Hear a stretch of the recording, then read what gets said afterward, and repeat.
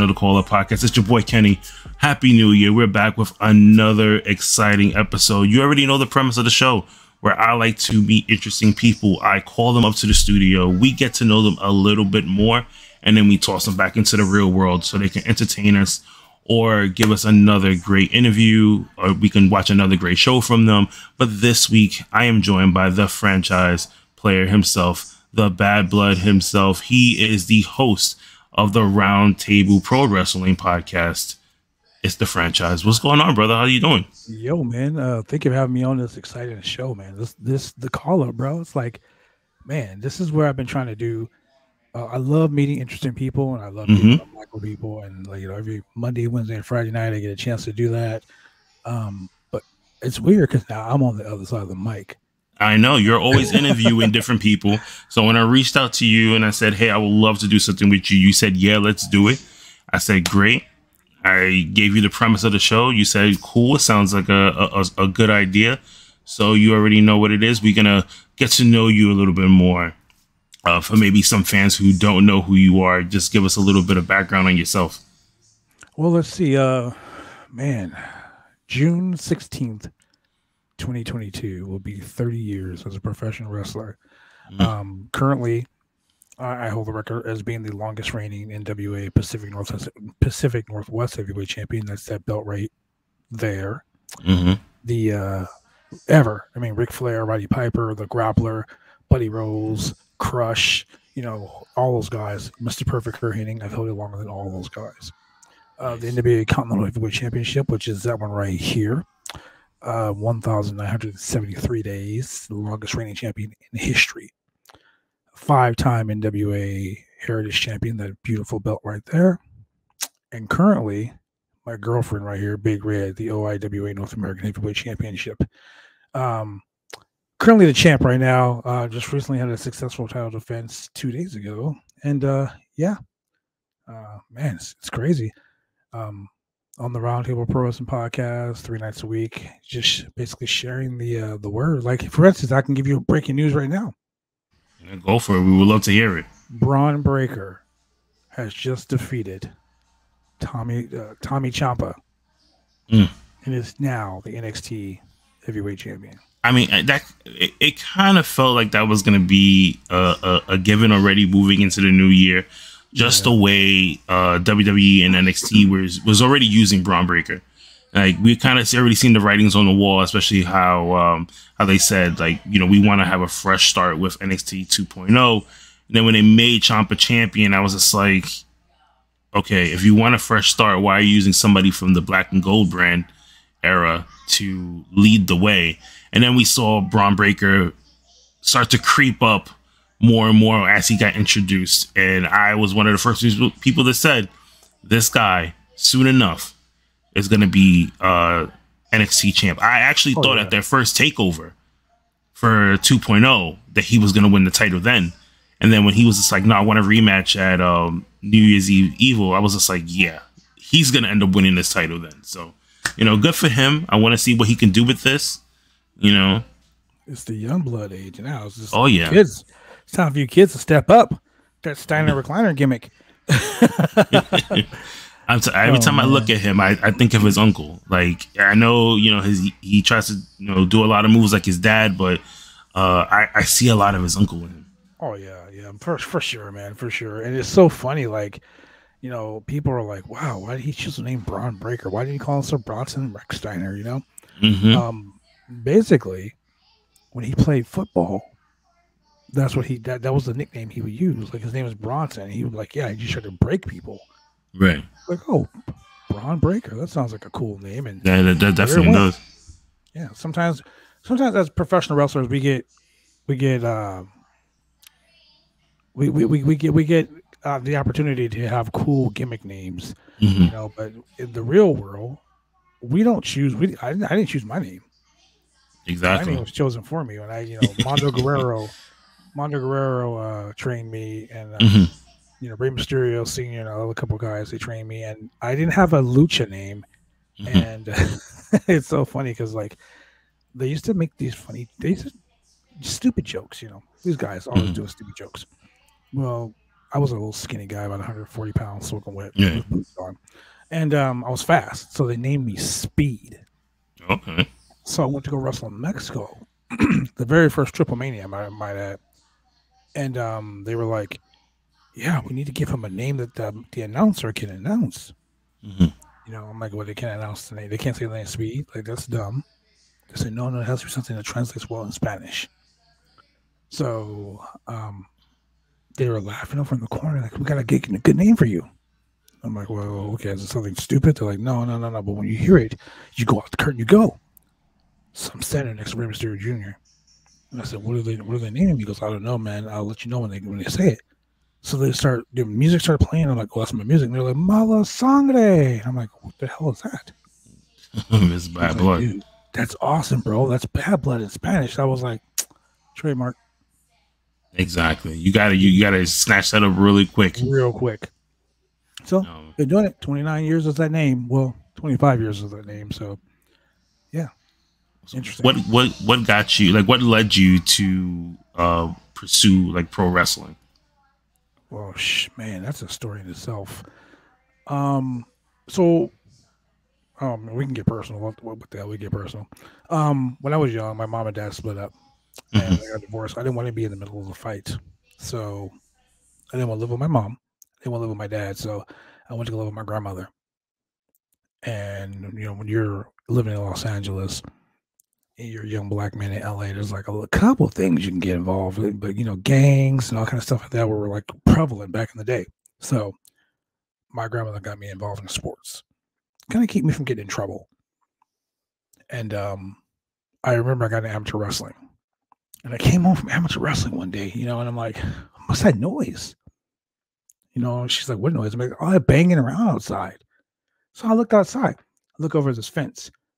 Rey Mysterio Sr., Rey Mysterio Jr., Mondo Guerrero, this guy named Neon, and some other guys. They're training. They have a ring set up in the backyard.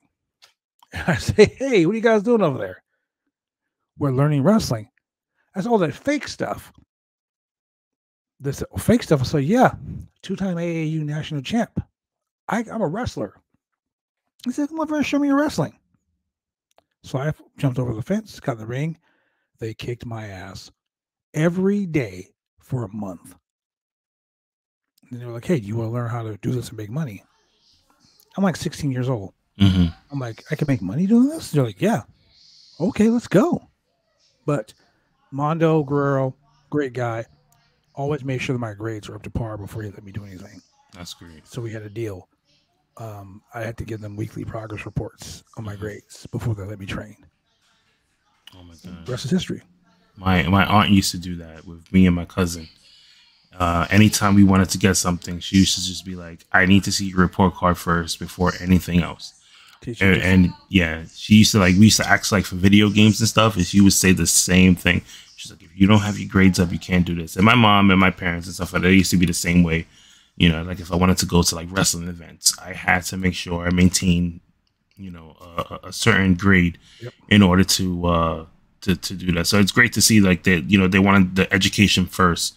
You know, you see a lot of other people where they're just like, well, I just want to train, and they forget everything else, and they kind of just like leave education last, you know, and it ends up biting them in the ass later on in life. You know, when you like you're down and out, and then you have nothing else, and you got to start over. I was told at a very young age, wrestling is great. Dr. Jerry Graham, old, like legendary wrestler, told me, kid, you have a lot of good skill, but you got to know something. One day you're going to be old, and you're not going to be able to do this anymore. Mm-hmm. You need to have something to fall back on. So I went and got a degree in business and finance. So now I know how to run a company and be part of a company. Okay. So you started training with with Rey Mysterio and everybody else. Where else have we seen you? Well, I've trained at New Japan Dojo. Okay. Been all through. Oh man, you name it, I've been there. I wrestled in an aircraft carrier in Guam. Crazy. We did a USO tour back in the day. Crazy. Mexico, Japan, Germany, all through Canada. 46 of the 50 states. And yeah, just pretty much I've done pretty much everything I've ever wanted to do in this business, except for win the NWA World Heavyweight title, which was like my dream. I never wanted to be a WWE guy. As you can tell, all the belts I've earned back here in the back, I didn't want to be a WWE guy because I want to be a wrestler, not a cartoon character. Right. So you've been all around the world. So this is one question that I always ask everybody that comes on here that's a talent is, what is the worst travel story you've ever experienced? Okay, so I went to go wrestle in Dallas, Texas. Okay. And no. Yeah, it was Dallas, Texas. And I broke my foot wrestling there. Myself and Chaz Taylor from Global Wrestling back in the day. Chaz Taylor, he's coming back to Portland to wrestle on the show that I'm running. Mm-hmm. I have a broken foot and I'm wearing Converse. And I don't know if you've ever been to Dallas. Yeah, I've been to Dallas. I ran the half marathon there. Yeah, exactly. You know how big the airport is. Then. Exactly. So my gate was like, let's say C19, mm-hmm. and then they changed the gate from C19 to M11, and my flight was leaving like 10 minutes, and here I am running through the airport with a broken foot, dragging my foot from one end of the terminal to the other. Get to the other side of the airport. Get to the gate. They changed the gate back to C11. Wow. They didn't do the speaker thing. I ended up staying. I missed a flight, so I ended up staying in Dallas for 17 hours. That is the second worst airport in the history of airports. What's the first? Washington. Washington is a horrible airport, ladies and gentlemen. Don't ever fucking go there. Right. I mean, this airport was so bad they didn't have places for you to plug up your cell phone. I literally unplugged the soda machine. I sat down behind the soda machine and plugged my phone in and charge it. Oh my god, it was bad. Worst trip though. I don't drive anywhere anymore. Okay. The first like 10 years of my career, I put thousands of miles on my car. Mm-hmm. Now I fly everywhere I go. If I can fly to work, I will fly to work, and my work is 20 minutes from my house. That's how bad it is. Oh you sound like me because I hate driving unless I really have to. God, I hate driving. Look, we just did a wrestling show 5 blocks from my house. Mm-hmm. And I was like, damn, I have to drive to this show 5 blocks from my house. But we're driving from Portland, Oregon to Salt Lake City, Utah in December. I can only imagine the snowstorm. Oh my God. We get halfway there. I think we got to Boise, Idaho. Mm-hmm. And we hit 5 inches of snow on the freeway, which is, I mean, in this area, 5 inches of snow is bad, but not that bad. Mm-hmm. But then once we got into Idaho, we got stuck in 2 feet of snow.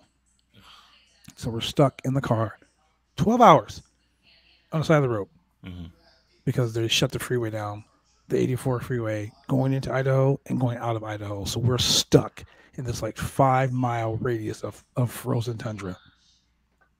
Yeah, horrible trip. Horrible trip. That reminds me, one year, me and my wife, we went to go visit her family in Philly. And as we were driving back, we got caught in a snowstorm.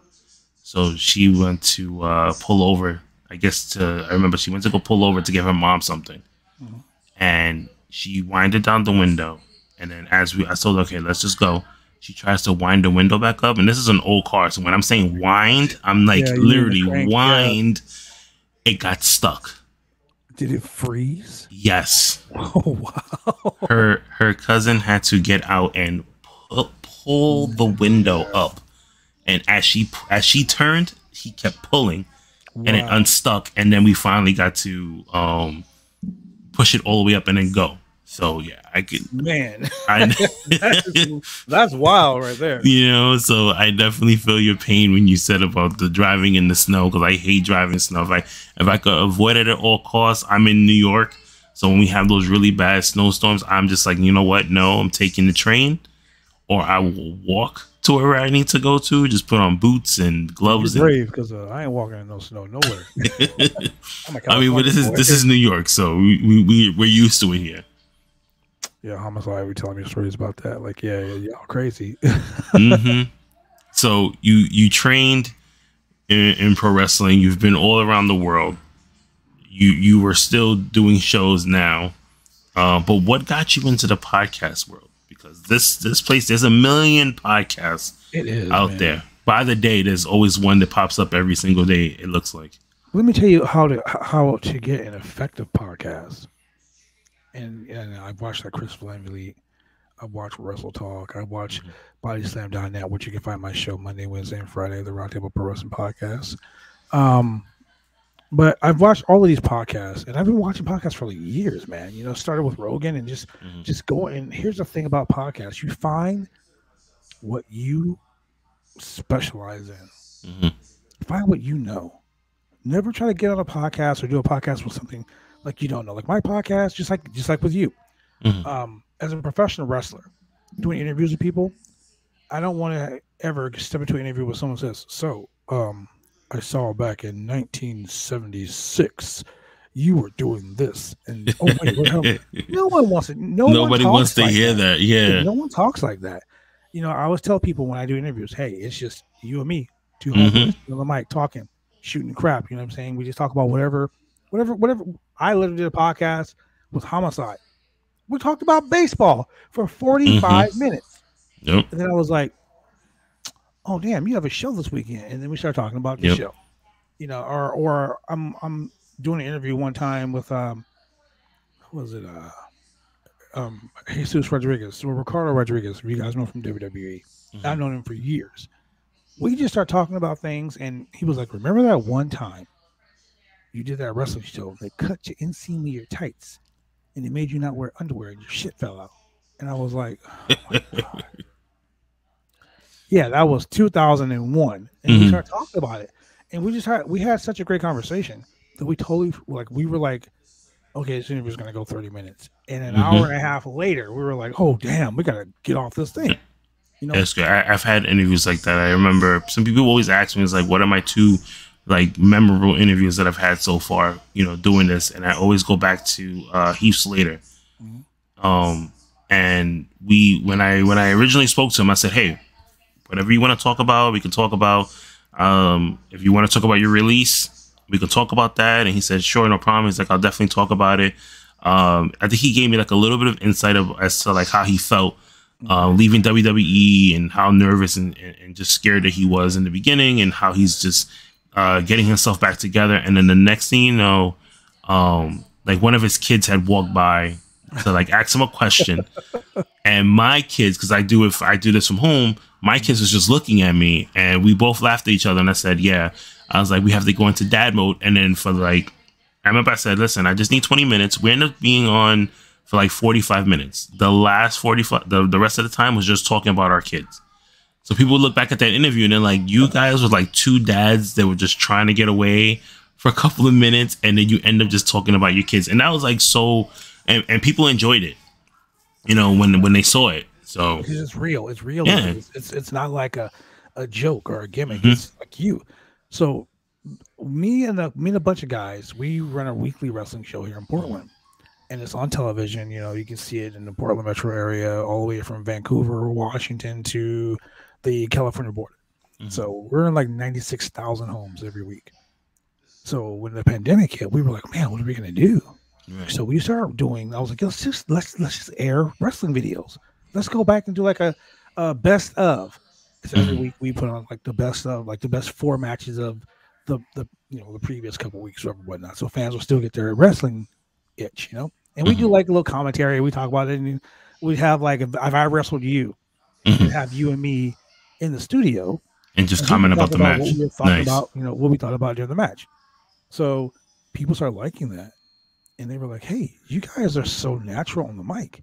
You guys have such a great personality. You guys can talk. You guys can have fun. You guys joke."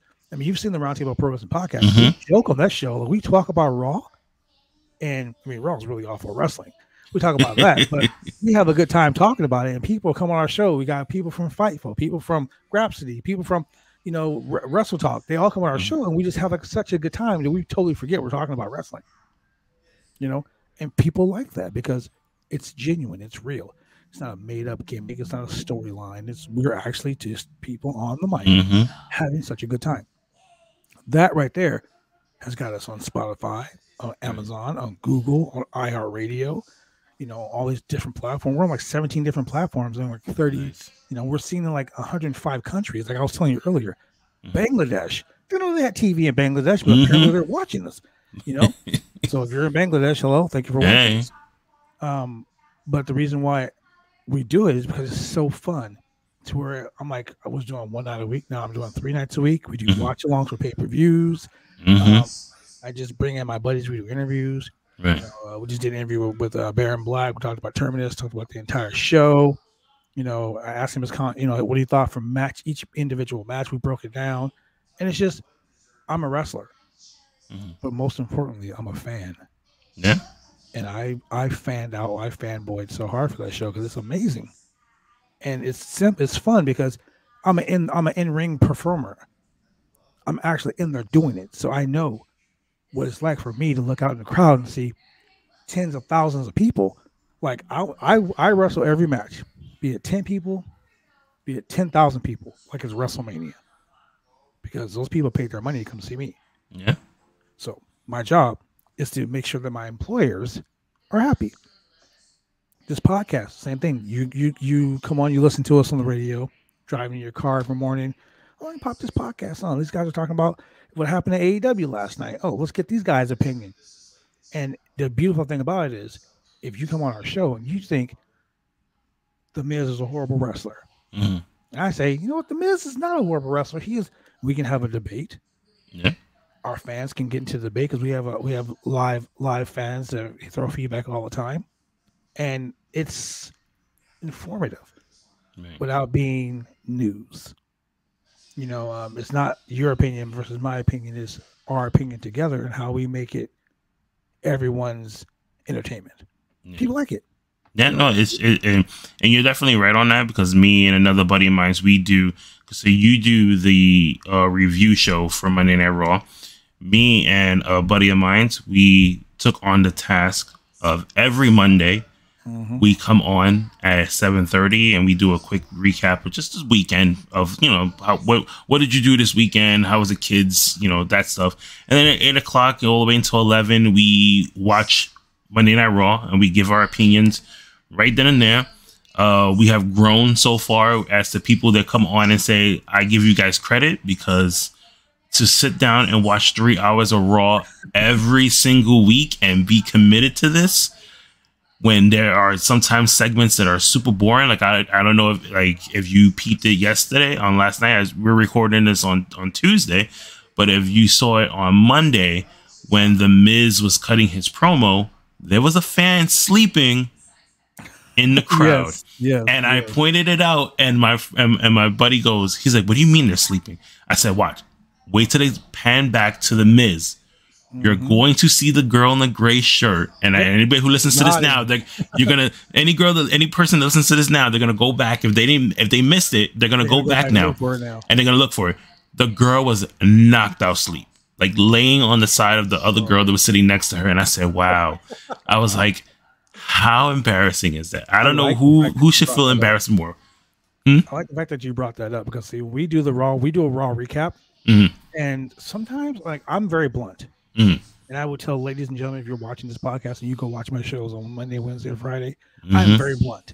Raw, the acronym RAW, is really awful wrestling. Yes. And I'm going to tell you why it's really awful wrestling. It's not the guys in the ring. It's the segments, the stories are so boring. And they're the difference between AEW and WWE. AEW is wrestling. It's excitement. Moment. If you fall asleep during a Dynamite show, then you have been drinking and you're passed out. That's what it is. If you fall asleep during a Raw show, it's because it's a sleep aid. It was too many promos.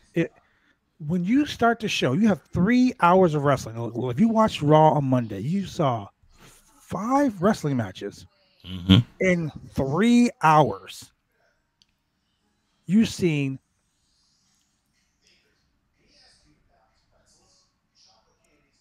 14 promos.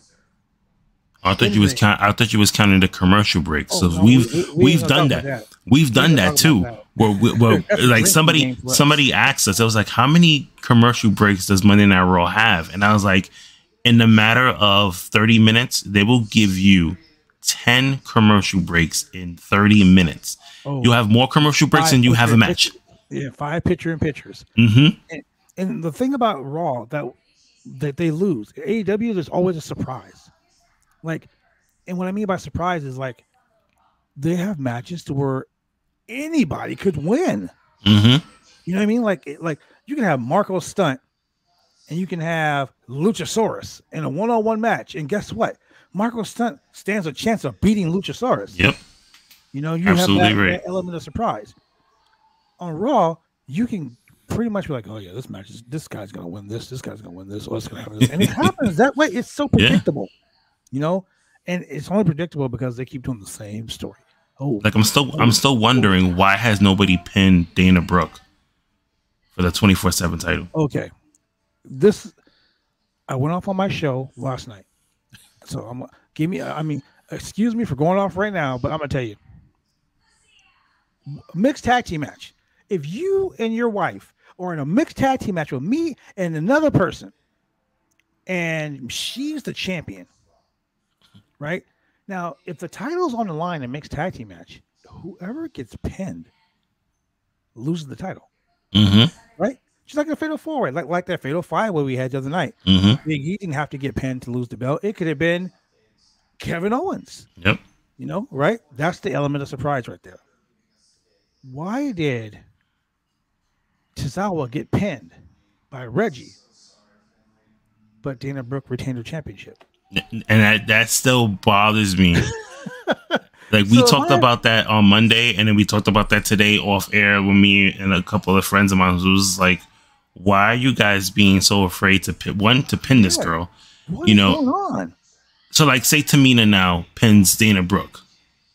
Is it fair? Like, is everyone gonna go now and attack Tamina, or you guys gonna give her the same treatment as Dana Brooke and do a mixed tag in order to try and get this freaking title? Well, first off, no one's meaner than Tamina. Exactly. That's why nobody gonna do that to her. But Dana Brooke, like I don't get it. I don't get it. You know, and don't get me wrong, Dana Brooke's actually a damn good wrestler. When they let her wrestle. That's another thing. They don't let the women wrestle. They don't let anyone wrestle on the show. You took Daniel Bryan, and he gave you 80% of himself, 75% of himself. Well, Bryan Danielson is given 189.9% every show, and literally, Wrestle Talk, Pro Wrestling Illustrated, What Culture Wrestling, and Fightful. They all did this like best of 2021, wrestler of the year, match of the year. Five matches of the year had Bryan Danielson. Yeah. He's only been in AEW for what, 3 months? Yep. So, dude, when you got a guy giving you 5-star matches in 3 months, bro. And I was there for that Kenny Omega match that he had. Yeah, I was there for that one for the Grand Slam. And let me tell you something. That crowd was fully behind both guys. Like when they did moves, it was just like it was like people kind of like stopped.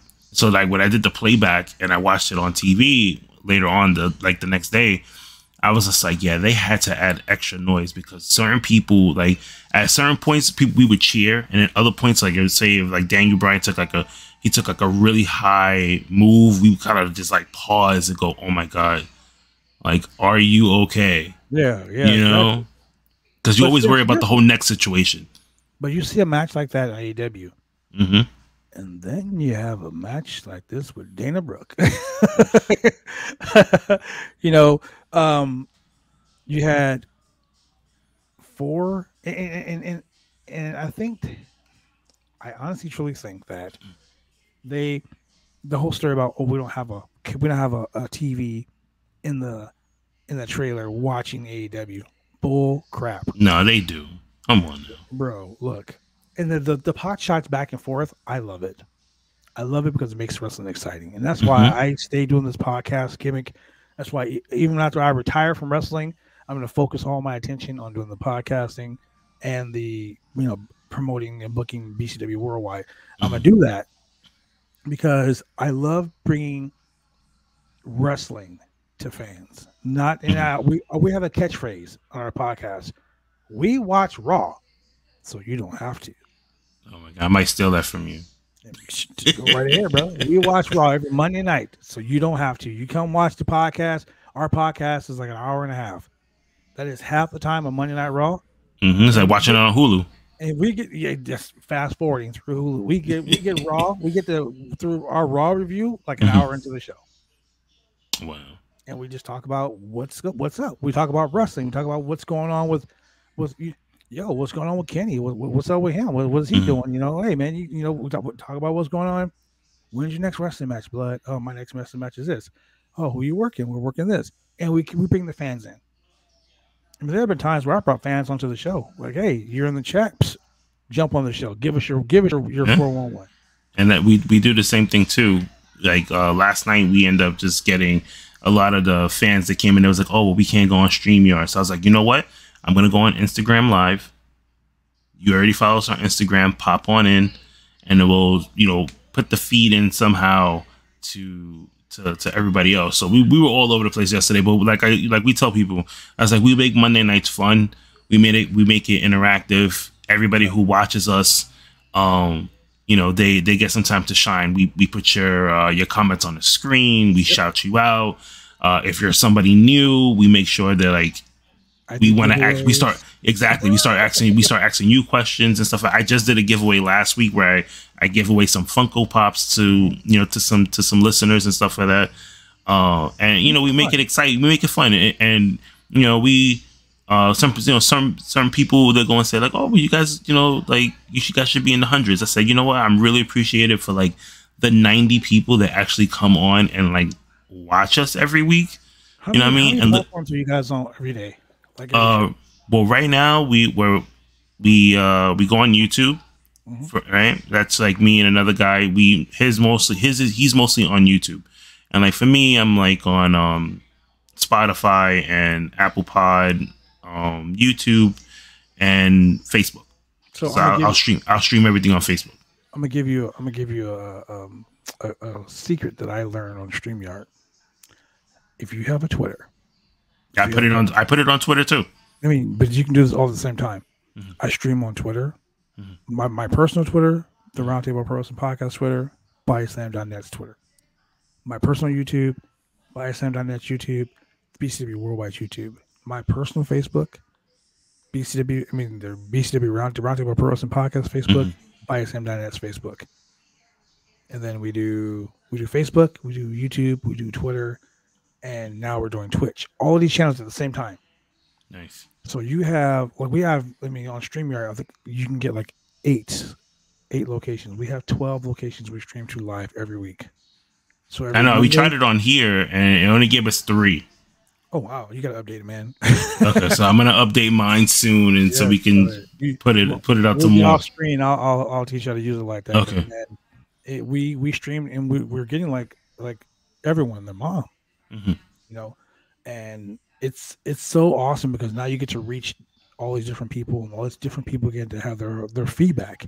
And podcasting, man, people just want to listen and learn about other people's opinion, and that's it. And I always tell people, these are my opinions, and they're my opinions alone. They do not reflect those of the RoundTable Pro Wrestling Podcast or Bodyslam.net.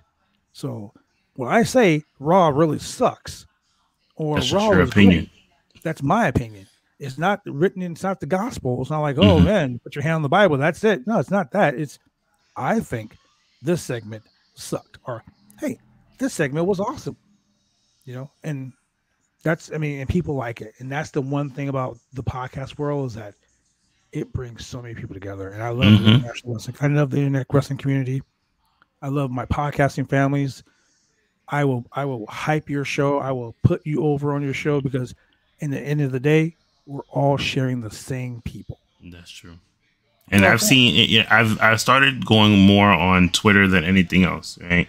So I, connect with different people, doing like spaces and going in and talking and stuff like that. And I don't know. Maybe I want to see if you see the same thing that I see. And people tell me it's like, yeah, once you get into Twitter becomes very toxic. And I say, you know what? You're absolutely right. Because I had a conversation with with Sean Rossap last week, right before New Year's, and I seen something that he posted, and I reached out to him and I said, "Hey, man, we just need to have like positive vibes here." And he was just like, "No, this person has been like trying to come at me for like such amount of time." And I said, "I understand that." And I'm just thinking in my mind, I was just thinking like, I know the person's an asshole, but just don't stoop to that level, because that's what they want you to do. And that's what I noticed on Twitter, because I told a friend of mine that he does the Monday Night Raws with me. I said, when I started Twitter and I would give my opinions on things, I always felt like I was talking to myself. Nobody commented, nobody had a like, nobody retweeted anything. And it wasn't until like I one day I got really frustrated and I said something, and then somebody was just like, "Yeah, me too. I feel your pain." And I was just like, "Where have you been? Where have you been? The last 2-3 months that I've been sitting here freaking giving opinions on stuff?" So then I kind of just rechanged everything. So now kind of just like, and I started interacting more with people. So now I feel like now people are like, we're talking back and forth. I don't feel like I'm just talking to myself at times. And that's the thing for me. Like I can get on and do interviews with people, and I genuinely just love having the conversations.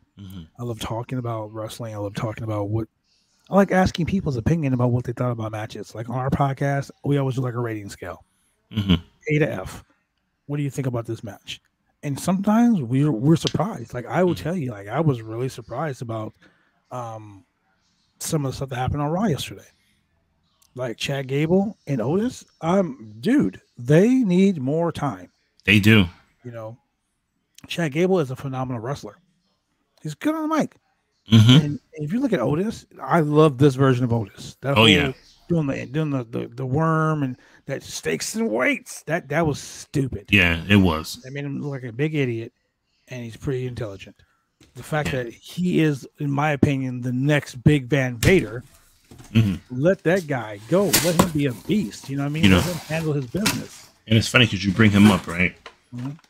This is our next giveaway, bro. There it is. There it is. See, now he shaved that. Now he shaved that beard. Everything's gone. He looks so menacing. Like I look at him and I'm like, dude. Like I'm not afraid of anybody. I'll fight anybody. But me and him in the dark alley, I have to think twice about that, because I'm like, dude, he got his neck. His neck is huge, bro. I got it.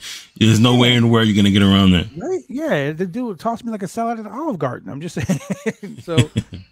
So I'll get your opinion on this before we wrap up here, right? So Saturday we had day one. We seen Brock Lesnar was put into the four-way, which became a 5. Right, a lot of people got thrown off. A lot of people already gave their opinions and said Brock Lesnar was going to win. He ended up winning the title. How did you feel about the match? And then where do you think like is going to lead into, say, like Royal Rumble? Now that we know that Bobby Lashley is going to challenge for the title at the Royal Rumble, where does that leave Big E? Okay, so. Originally slated, Big E was supposed to retain the title. That was the get down. He was going to retain the belt. He was going to wrestle Bobby Lashley at the Rumble. That was the story. That's how they were building around until the COVID thing happened to Roman. And Roman couldn't do it, so they put Brock in there. Now, as a promoter, as a booker, as someone that sees what goes on, that was the best thing. And I said this 3 weeks ago on my podcast when they started doing the whole Paul Heyman. Is he for or against? Paul Heyman can be the most powerful man in all of WWE. Follow me here. He is the manager of Roman Reigns, the Universal Champion, on SmackDown. He is also the manager of the current WWE Champion on Raw. Literally, he owns both top titles on both shows. They can keep those two apart. He can be a heel on SmackDown. He can be a face on Raw. Because when he came out on Raw and the lights came on, and he was like, "Ladies and gentlemen, my name is Paul Heyman." The crowd was, wow. They ate it up. Into it. They ate it up. But when he's on SmackDown, he's a quivering little bitch. Mm-hmm. He's afraid to get smashed on by Roman. But on Raw, he is so like boisterous and he's out there. And he's, you know, so there's the two sides of Heyman. Heyman is a genius. Heyman is a genius. I'm pretty sure he has worked storylines for both sides. Oh yeah. But when I said this, I was like, if Brock won the Raw title, and then he challenged Roman at, let's say, WrestleMania in a title unification match. I mean, come on, let's be honest. The brand split doesn't exist anymore. No, it doesn't. So it's once in a lifetime this week, because next week they'll do it again. Mm-hmm. So at least they didn't swap belts like they did with Becky and Charlotte. That was stupid. So there's, Bobby Lashley re-signed with WWE on the premise that he got a match with Brock. That's all he wanted. He'd been lobbying for this match for years. Now, the internet wrestling community, have been saying, God, Raw is getting stale. We want something new. Give us something new. Well, in the words of Batista, give me what I want. Give me what I want. Well, guess what? You got what you wanted now. Now you got Brock. Finally, after all this time in WWE, gets to face off against Bobby Lashley. Awesome. They put Bobby Lashley over. And if you think about it, when Paul Heyman came out, I don't know if this was because of the big swole Tony Khan, racial thing that happened the other day, but he came out and he was like, the two white guys in the match, Seth Rollins and Kevin Owens. They're good guys. They're really great. Kevin Owens is great. Seth Rollins, great. But we truly respect, and it would be an honor and a privilege for us to face Big E. He should win this. They poured so much sugar and syrup over that. He was sweetening the pot. Everybody was talking about that promo. Just how much he like praised Big E for the work that he's done. Like, yes, like, man, it was crazy. I was like, dude, like, man, it's sweet up in here. Like, it's a sweet, like, this some Sears candy up in here, But the point I'm making is, I call that because I wanted something new. And now you have something new. Now, where that leaves Big E should, in my opinion, turn heel. Because if that promo he cut, that was some fire. That wasn't a scripted promo. That was Big E legitly just going off. And he is so good.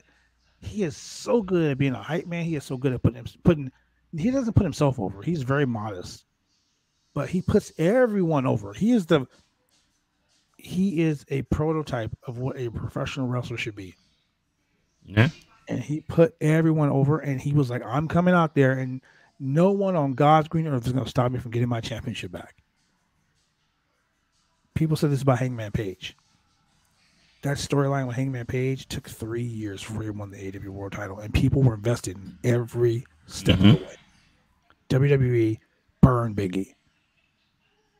Big E took that title, and they made it so big when he won the Money in the Bank. And then when he cashed it in, it was like, oh my God, that was a ratings pop. That's all it was. That was just a pop of rating because AEW was killing the game. So they were like, let's get the title to Big E. They get the title to Big E, and they put it. If you're a champion, you should not be getting pinned on TV. No. Because if I'm the champ and you beat me every week on TV for 3 weeks and we have a pay-per-view match in the 4th week, guess what? No one's going to give two shits because you've beaten me 3 times in a row. Exactly. So them doing that to Big E, just degrading him as a champion. They put him in too many tag matches. Yes, and then he lost every time. And then like, the champion should never be, you should never have someone standing over the champ because that devalues the title. And now, why would I spend $49.99 or whatever it is to buy a pay-per-view? I'm sorry, premium live event. Oh yeah, that's a new thing now. You can't say PPV anymore. Premium live event. If I'm gonna spend my money on a premium live event, or I'm gonna go to a live show and spend $40, $50 for a front row seat, I'm not gonna want to spend that money to watch you wrestle Bob from down the street. If Bob from down the street beats you every week. Why would I do that? I'm just going to save my money because you're just going to get beat by Bob from down the street. So they buried Big E as champ. I think the chase is what made Biggie so loved by everybody. It was the chase. It was Biggie coming after the title. It was Biggie winning the title. It was Biggie putting the effort into getting to the title. The chase, just like with Kenny Omega being the champ. He went out there and he was performing at 1,000%, even though he was 10%. I mean, the dude had vertigo for like 3 years. Like, man, if you've never been in the ring, ladies and gentlemen, I'll tell you, wrestling in the ring with a concussion is bad. Can you imagine, like, vertigo? Crazy. And he was doing 5-star matches with vertigo. But you got Hangman Page, and he's going through this whole storyline for 3 long years, and he finally wins the title. Biggest pop in AEW history. But then he doesn't wrestle for like 4 weeks. Yeah. Then you put him in a match with, Bryan Danielson. And Bryan Danielson go an hour. Tear it up. For a whole 60 minutes. And now you got this coming up tomorrow night. Yep. Round 2. So they need to put Biggie in a situation where Biggie's going to thrive. Not let him be the comedic guy, but not take too much of what Biggie is.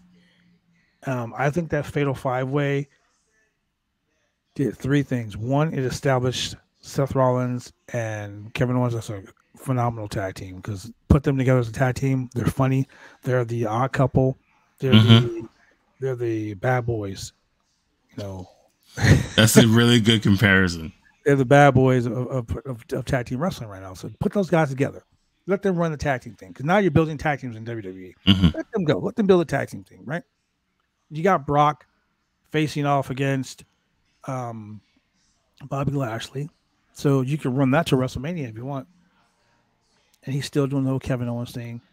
But remember, now that Roman Reigns has no one to feud with, who is he going to work?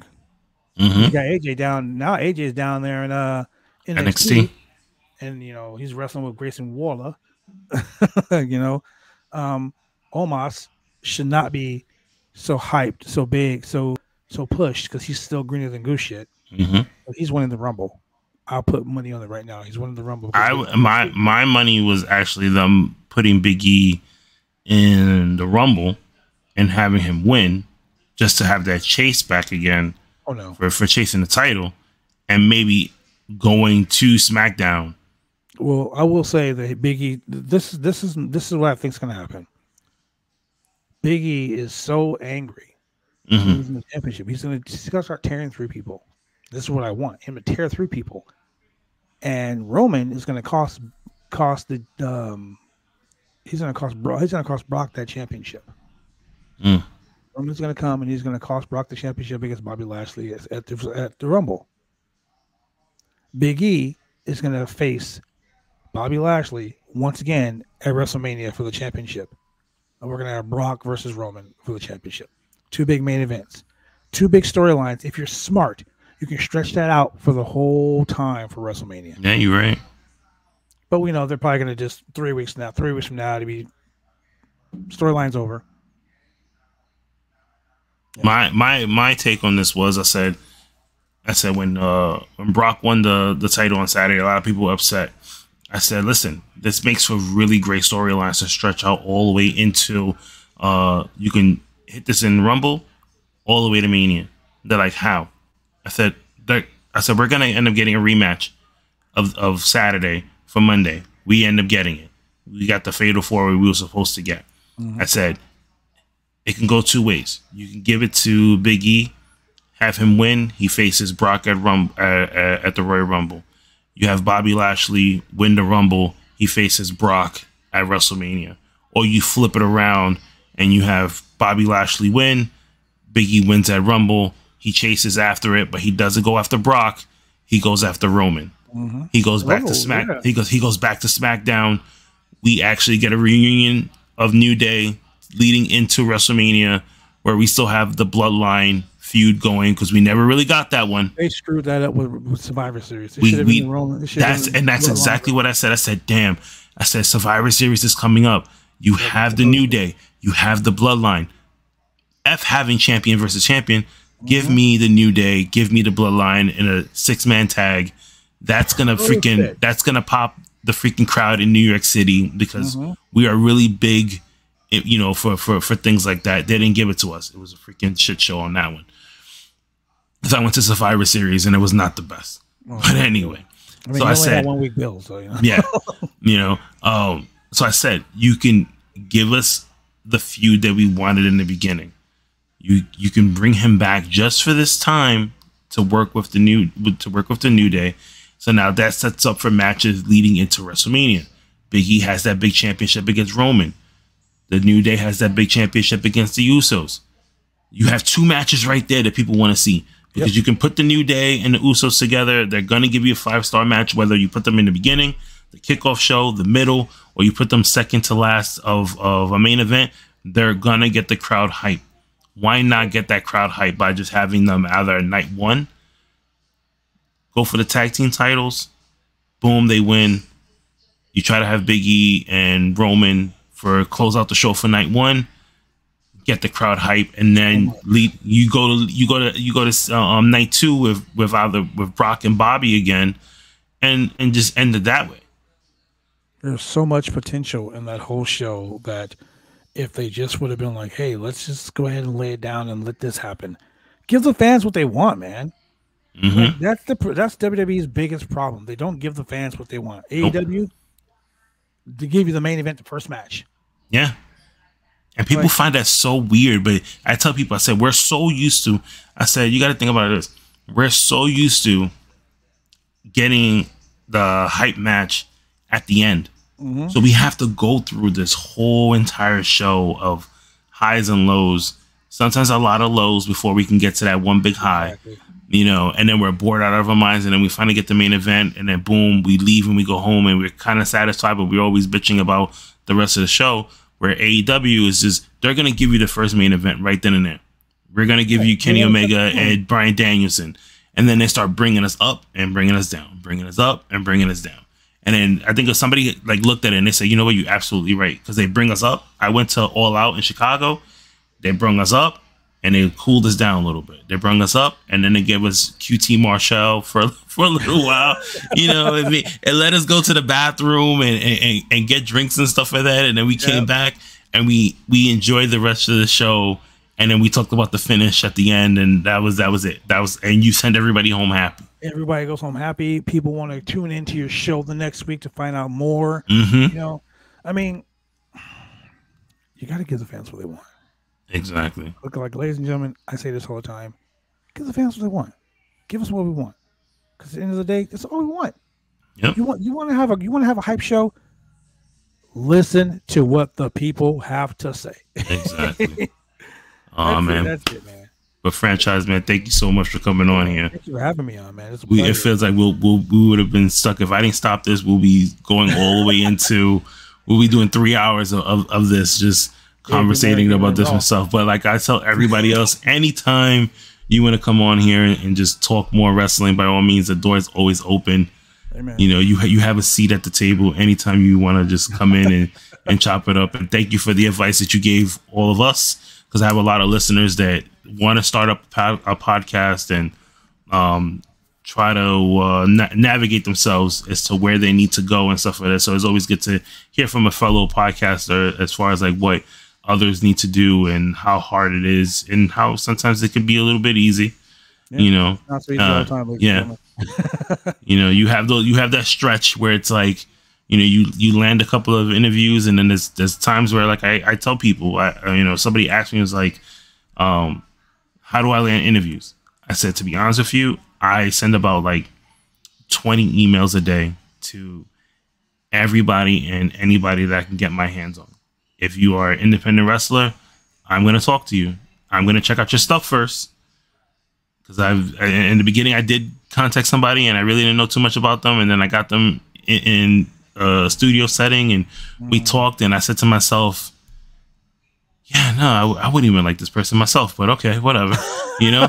But now I have the rules. It's like, listen, I need to see your stuff first before I can do anything. But I always like to be a fan, especially if I don't know you, I want to get to know you.